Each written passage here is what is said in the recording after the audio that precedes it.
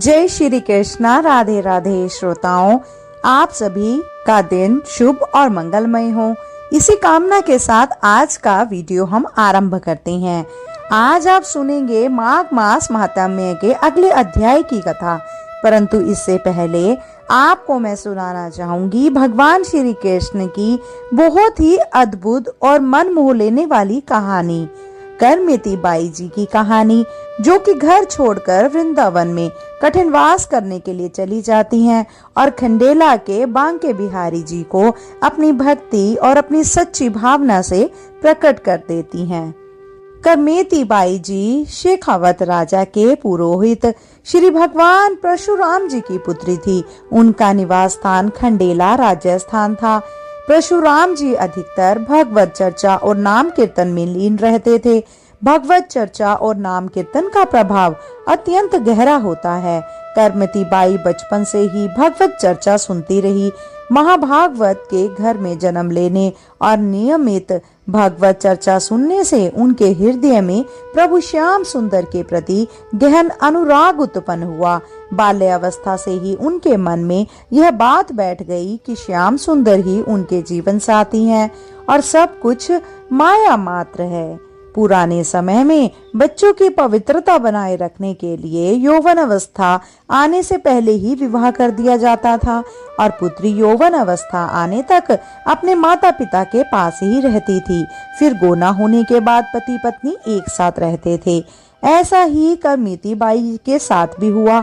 उनका विवाह हो गया था और किशोरावस्था की ओर कदम बढ़ते ही उनका गोना तय हुआ। उनके ससुराल के लोग उत्साह से उन्हें अपने साथ ले जाने के लिए आए। परशुराम जी ने बेटी के गोने के लिए सुंदर वस्त्र और आभूषण तैयार करवाए, लेकिन जब करमिती बाई को यह पता चला कि उन्हें ससुराल जाना है तो उनके मन में भारी चिंता उत्पन्न हो गई। उन्होंने सोचा कि ससुराल में भगवत चर्चा और भक्ति नहीं होगी, वहाँ शायद राम कृष्ण हरि का नाम भी नहीं लिया जाता होगा। उनके मन में गहरी पीड़ा थी और बचपन से लेकर अब तक जो भगवत चर्चा उनकी जीवन रेखा थी वह ससुराल में संभव नहीं होगी। उन्होंने निर्णय लिया कि यदि भक्ति और भजन नहीं हो सकते तो ऐसा जीवन व्यर्थ है। उनके मन में यह विचार गहराई तक समा गया कि संसार का कोई सुख स्थायी नहीं है। पति का रूप, यौवन और धन सभी समय के साथ समाप्त हो जाएंगे। अब करमता बाई ने निश्चय किया कि उनका जीवन केवल श्री कृष्ण को समर्पित होगा। उन्होंने यह भी महसूस किया कि जन्म मरण, सुख दुख, संपत्ति विपत्ति सब माया का प्रपंच है। इस सत्य को जानकर उन्होंने मन और बुद्धि को प्रभु में समर्पित कर दिया। करमिती बाई ने निश्चय किया कि यह हड्डी और चमड़े से बना शरीर केवल तब तक सार्थक है जब तक यह प्रभु की चिंतन और सेवा में लगा रहे। बचपन से प्रभु की चर्चा सुनने के कारण उनका जीवन एक उच्च स्थिति में पहुंच गया था। वे इस निष्कर्ष पर पहुंची कि उनका वास्तविक जीवन श्री कृष्ण और उनकी राजधानी वृंदावन ही है। अब करमती जी ने एक रात देखा कि सभी सो गए हैं। उन्होंने आधी रात के समय माता पिता को मन में प्रणाम किया, श्री कृष्ण का स्मरण किया और आंसू बहाते हुए घर से निकल पड़ी। यह है सच्ची बहादुरी। वह संसार के सुखों को छोड़कर निश्चय पूर्वक प्रभु की शरण में चल पड़ी। पति के साथ मिलन का समय था। नवविवाहिता होने के कारण सांसारिक सुखों की भरमार थी, लेकिन उन्होंने दृढ़ निश्चय किया, अब से प्रभु के सिवा मेरा कोई नहीं। वह प्रभु के स्मरण और प्रेम में डूबकर वृंदावन की ओर चल पड़ी। उन्हें वृंदावन का पता तक नहीं था, फिर भी नंद नंदन के प्रति विश्वास ने उनके कदम आगे बढ़ा दिए। अब जब कोई भगवत शरण लेकर संसार के सभी संबंधों को तिलांजलि देता है तो भगवान उसे गोद में ले लेते हैं। यह स्थिति किसी साधना से नहीं आती, यह केवल भगवान के भरोसे से आती है। जैसे ही उन्होंने यह कदम उठाया तो श्याम सुंदर उनके मानस पटल पर छा गए। ऐसा नहीं हो सकता कि कोई उनके लिए कदम बढ़ाए और प्रभु उसका साथ ना दे। जैसे ही उन्होंने कदम आगे बढ़ाए, वृंदावन विहारी ने अपनी रूप माधुरी से उनके मन को आकर्षित कर लिया। प्रभु की शोभा अनोखी है। मोर मुकुट से सजी हुई अद्भुत छवि, घुंघराले अलकों की छलक, चंदन तिलक से सुशोभित ललाट और कमल की तरह सुंदर नेत्र। ऐसा लगता है जैसे वे यही कह रहे हैं, तुम्हारे लिए मैं प्रतीक्षा कर रहा था। आओ मेरे पास कदम बढ़ाओ, मैं तुम्हारे स्वागत के लिए तैयार हूँ। उनके मन में अलग अलग तरंगे उठ रही थी। वो सोच रही थी कि वृंदावन जाऊंगी, मुझे प्रभु मिलेंगे।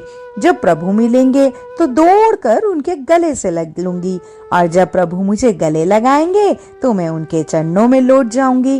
प्रातःकाल करमेती जी का नियम था कि जैसे ही उठती तो प्रभु के मधुर नामों का उच्चारण करती, लेकिन आज का दिन कुछ अलग था। उनके कमरे से उनके परिवार के जनों को कोई आवाज नहीं आई। जैसे कुछ लोगों की अलार्म की घंटी से नेत्र खुलते हैं, वैसे ही उनकी माँ के नेत्र करमती बाई के नाम कीर्तन से खुलते थे। आज नाम कीर्तन नहीं हुआ। माँ ने सोचा कि रिश्तेदार आए हैं, शायद करमती जी देर से सोई होगी। वह कमरे में गई, लेकिन वहाँ करमती जी थी नहीं। अब तो हलचल मच गई। पूरे घर में खोज शुरू हुई, लेकिन करमती बाई कहीं नहीं मिली। माता पिता को बड़ा दुख हुआ। सबसे बड़ा दुख यह था कि ससुराल वालों को वो क्या जवाब देंगे। लोग कहेंगे कि लड़की भाग गई। यह समाज में सबसे बड़ा अपमान माना जाता है। उन्होंने जहां तहां खोज शुरू की। नगर में दूत दौड़ाए गए। राज पुरोहित होने के कारण सूचना राजा तक पहुंची और राज सैनिकों को खोज में लगा दिया गया। अब करमती बाई ने देखा कि राज सैनिक घोड़ों पर सवार होकर उनकी ओर आ रहे हैं। उन्हें समझ आ गया कि पिताजी ने खोज शुरू कर दी है। अब वह क्या करे, भागने का अवसर नहीं था। तभी उनकी नजर ऊंट के एक कंकाल पर पड़ी। वह कंकाल गीदों और सियारों द्वारा खाया हुआ था, पूरी तरह सड़ चुका था और उससे भारी दुर्गंध आ रही थी। करमती बाई उसी कंकाल के भीतर छुप गई। उनके मन में केवल एक ही भाव था, श्री कृष्ण मिलन की चाह। वह दुर्गंध भी उन्हें प्रिय लगी, क्योंकि उनके हृदय में केवल प्रभु के चिंतन का भाव था। भक्त के लिए ऐसी स्थिति में भी दुख नहीं होता, उसके लिए नरक भी आनंदमय हो जाता है। राज सैनिक चारों ओर खोज करते रहे, लेकिन किसी के मन में यह विचार भी नहीं आया कि वह इस कंकाल में हो सकती है। 3 दिन और 3 रात तक वह उसी दुर्गंध भरे कंकाल में छुपी रही। ना कोई दुख, ना कोई घृणा, ना कोई शंका और ना ही प्रभु से कोई शिकायत। यह प्रेम का नियम है कि प्रेमी कभी अपने प्रियतम पर उंगली नहीं उठाता। वह सोचता है, हम तो आपके नाम पर निकले हैं, मुझे यहाँ रुकना पड़ा, इसमें भी आपकी लीला है। चौथे दिन वे ऊंट के कंकाल से निकली। उसी समय वहां से तीर्थ यात्रियों का एक दल निकला जो नाम कीर्तन कर रहा था। वह उनके पीछे पीछे चल पड़ी। वे सब गंगा स्नान के लिए जा रहे थे। गंगा जी की शोभा देखकर करमती जी भी उनके साथ स्नान करने गई। स्नान के बाद उन्होंने विचार किया, सोने का हार, अंगूठी, कंगन, ये सब भगवत मार्ग के पथिक को शोभा नहीं देते। उन्होंने अपने कीमती आभूषण ब्राह्मणों और पुरोहितों को दान कर दिए। अब वे वृंदावन जाने का विचार करने लगी। गंगा स्नान के बाद वे पूछते पूछते वृंदावन धाम की यात्रा पर निकल पड़ी। वहां उन्होंने अपने कपड़े भी त्याग दिए और वृंदावन में उन्होंने वट वृक्ष के पत्तों से अपना शरीर ढक लिया और पूरे शरीर पर गीली मिट्टी का लेप कर लिया। यह गजब का वैराग्य था। वे दिन रात भजन में लीन हो गई। उस समय वृंदावन का वास अत्यंत कठिन था। जंगलों में सिंह, भेड़िए, चीते, सांप, बिच्छू जैसे जीव घूमते थे। कोई आधुनिक सुविधा भी नहीं थी और केवल सच्चे भगवत प्रेमी ही वृंदावन में रह सकते थे। करमती बाई के पिता परशुराम जी ने सोचा कि श्री कृष्ण के रूप माधुरी की चर्चा सुनकर शायद करमती जी का हृदय विकल हो उठा होगा और शायद वो वृंदावन चली गई हो। उन्होंने तय किया कि वे उन्हें ढूंढने वृंदावन जाएंगे। वृंदावन पहुंचकर उन्हें पता चला कि एक नवयुवती जो अत्यंत वैराग्यपूर्ण जीवन जी रही थी वहां तपस्या में लीन थी। उन्हें लगा कि वह उनकी ही बेटी हो सकती है। वे एक वट वृक्ष पर चढ़ गए और उन्होंने वहां से देखा कि ब्रह्मकुंड पर कोई गहन ध्यान में बैठा है। उनकी आंखें बंद थी और उनके अश्रुधारा प्रवाहित हो रही थी। भूमि भी उन आंसुओं से गीली हो चुकी थी। यह देख परशुराम जी का हृदय भर गया। उनसे रहा नहीं गया और वे चिल्ला चिल्ला कर रो पड़े। वे वृक्ष से नीचे उतर कर आए और थोड़ी देर बैठे रहे, यह सोचकर कि शायद उनकी आंखें खुल जाएं। उन्होंने जब देखा कि करमती बाई की आंखें नहीं खुल रही तो वे उनके चरणों से लिपट गए। और करमती बाई ने पिता न केवल बड़े विद्वान थे बल्कि भक्त भी थे। इतने बड़े विद्वान होने के बावजूद पिता के मन में लोक लाज का इतना प्रभाव था कि उन्होंने करमती जी के चरणों में गिरकर कहा, तुमने हमारी नाक कटवा दी। हम राजपुरोहित हैं। जो लोग हमारे सामने दंडवत करते थे अब वही हमारी निंदा कर रहे हैं। तुम मेरे साथ वापस चलो ताकि हमारा लोक उपहास मिटे। अगर तुम्हारा ससुराल जाने का मन नहीं है तो मत जाओ, घर पर रहो, ठाकुर जी की सेवा करो। यह जंगल है, यहाँ सिंह और व्याघ्र तुम्हारे शरीर को नष्ट कर सकते हैं। मुझे तुम्हारी सुरक्षा की चिंता है। करमती जी ने उत्तर दिया, पिताजी आपकी बात सत्य है। जिसका प्रभु से अपनापन नहीं है उसकी तो नाक पहले ही कट चुकी है। वह जीवित होकर भी मृत के समान है। हरि भक्ति से रहित व्यक्ति का जीवन वैसे ही व्यर्थ है। मैं अब संसार के लोकाचार से ऊपर उठ चुकी हूँ। जिस पर श्याम सुंदर का रंग चढ़ गया उस पर कोई और रंग चढ़ ही नहीं सकता। आप भी प्रभु का यश गान करें, उनका नाम कीर्तन करें, इस लोकराज को छोड़ दें। करमती जी ने आगे कहा, आप विचार कीजिए, आपको 50 वर्ष हो गए भोगों को भोगते हुए। क्या आपको अब तक इनमें अरुचि हुई? क्या आपको उस घर से, उस सम्मान और प्रतिष्ठा से वैराग्य नहीं हुआ? बार बार भोगे हुए विषयों को भोगने की इच्छा और उनका उपयोग करना क्या किसी ज्ञानी का लक्षण है? मैंने तो सब भोगों को देखा है, भोगा नहीं। अब तो देखने की भी इच्छा नहीं रही। मैंने केवल श्याम सुंदर के दर्शन का संकल्प किया है। आप सभी कर्मों को छोड़कर प्रभु के आश्रित हो जाइए। तन मन और धन को ठाकुर जी की सेवा में समर्पित कर दीजिए। करमती बाई के वचन सुनकर उनके पिता के मोहजनित अज्ञान का नाश हुआ। उनका भ्रम समाप्त हो गया। एक दिन यमुना स्नान के दौरान करमती बाई को श्री कृष्ण की एक मूर्ति मिली थी जिसे उन्होंने छिपा दिया था। वह मूर्ति उन्होंने अपने पिता को दी और उसे वापस ले जाने के लिए घर में विराजमान करने को कहा। उन्होंने कहा, यह साक्षात श्री कृष्ण है, इनकी सेवा में तन्मय हो जाओ, निर्विकार बनो और अपने तन मन को प्रभु के चरणामृत में लगाकर केवल उनके चिंतन के समय व्यतीत करो। करमती बाई के दर्शन और कृपा से उनके पिता का चित्त संसार से हटकर प्रभु के चरणों में लग गया। उन्होंने राजद्वार जाना और संसारिक चर्चाएं करना छोड़ दिया। जब राजा ने उन्हें बुलाने का प्रयास किया तो उन्होंने स्पष्ट उत्तर दिया, अब हमें एक ऐसा दरबार मिल गया है जहां से सब कुछ संचालित होता है। हमें किसी अन्य दरबार में जाने की आवश्यकता नहीं है। राजा स्वयं चलकर उनके पास आया और जब उन्हें प्रभु की सेवा में मग्न देखा तो साष्टांग प्रणाम किया। राजा ने कहा, आपको कभी दरबार आने की आवश्यकता नहीं है। आपको धन और जरूरत की सब चीजें समय पर यहाँ पहुँचा दी जाएंगी। करमती बाई ने प्रभु श्री कृष्ण के चिंतन में तन्मय होकर वृंदावन में अपने शरीर का त्याग किया और उनकी नित्य सेवा में पहुंच गई।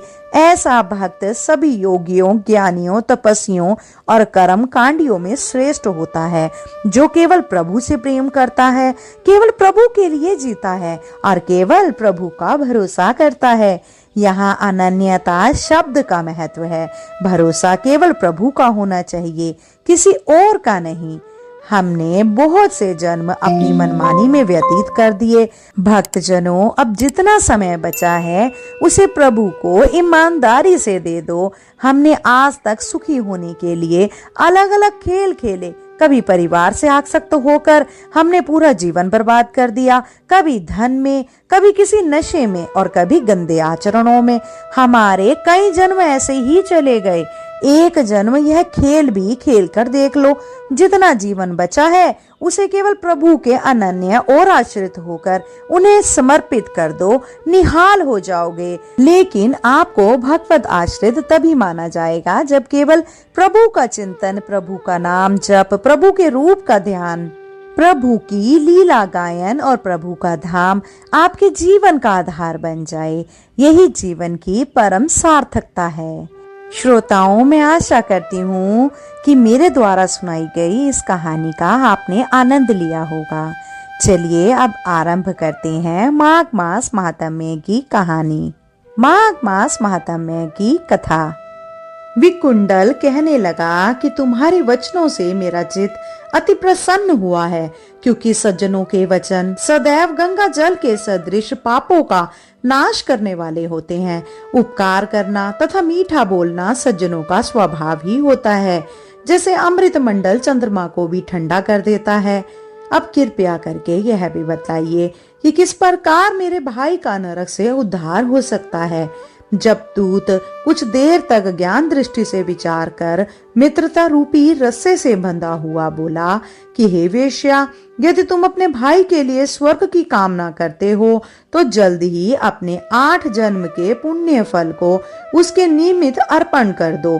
तब विठल ने कहा कि हे दूत, वह पुण्य क्या है और मैंने कौन से जन्म में और कैसे किया है, सो सब बताओ, फिर मैं अपना पुण्य अपने भाई को दे दूंगा।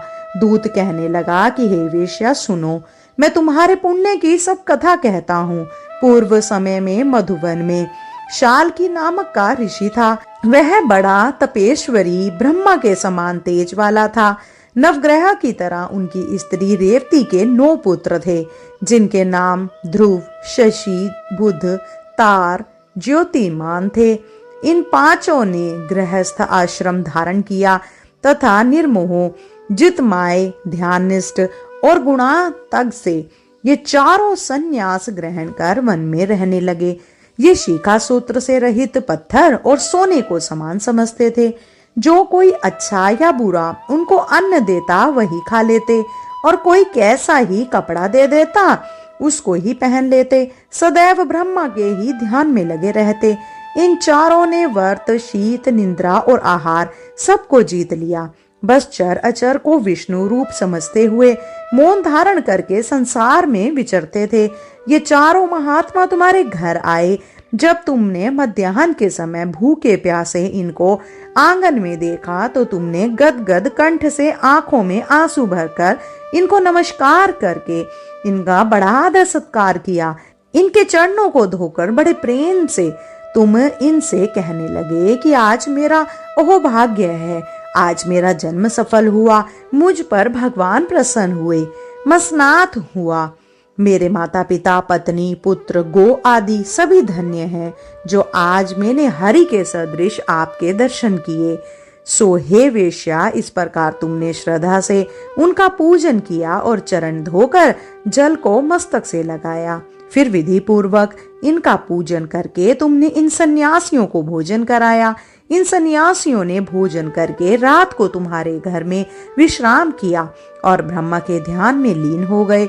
इन सन्यासियों के सत्कार से जो पुण्य तुमको मिला सो मैं भी कहने में असमर्थ हूँ, क्योंकि सब भूतों में प्राणी श्रेष्ठ है। प्राणियों में बुद्धि वाले, बुद्धि वालों में मनुष्य, मनुष्यों में ब्राह्मण, विद्वानों में पुण्य आत्मा और पुण्य आत्माओं में ब्रह्मज्ञानी सर्वश्रेष्ठ हैं। ऐसी ही संगति से बड़े बड़े पाप नष्ट हो जाते हैं। यह पुण्य तुमने अपने पहले 8वें जन्म में किया था।